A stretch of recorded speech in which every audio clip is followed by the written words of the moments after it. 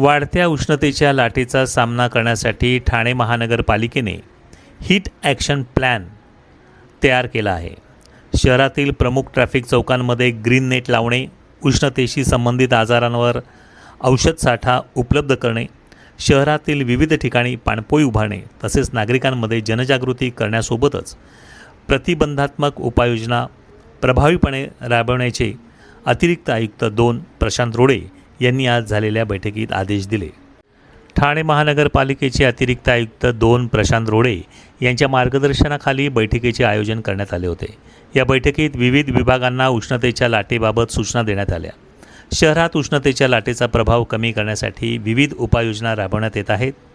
या अनुषंगाने दिनांक 27 फेब्रुवारी 2024 रोजी उष्णतेच्या लाटेचा सामना करण्यासाठी टास्क फोर्स कमिटी स्थापन करण्यात आली असून ठाणे महानगरपालिकेचा हीट ॲक्शन प्लॅन तयार करण्यात आला आहे। सार्वजनिक बांधकाम विभागामार्फत शहरातील प्रमुख ट्रॅफिक चौकांमध्ये ग्रीन नेट उभारण्याची कार्यवाही करण्यात येणार आहे।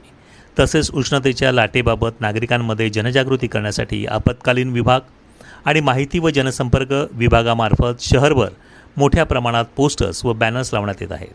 नागरिकांपर्यंत माहिती पोहोचण्यासाठी वर्तमानपत्राद्वारेही जनजागृती केली जात आहे।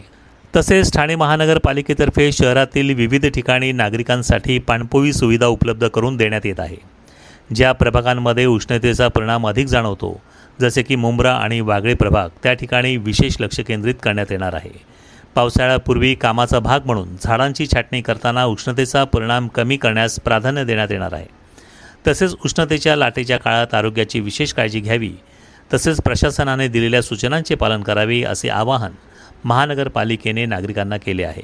रोज घडणाऱ्या विविध घडामोडींची माहिती मिळण्यासाठी डेली 2.0 हे चॅनल लाईक करा, शेअर करा आणि सबस्क्राईब करा।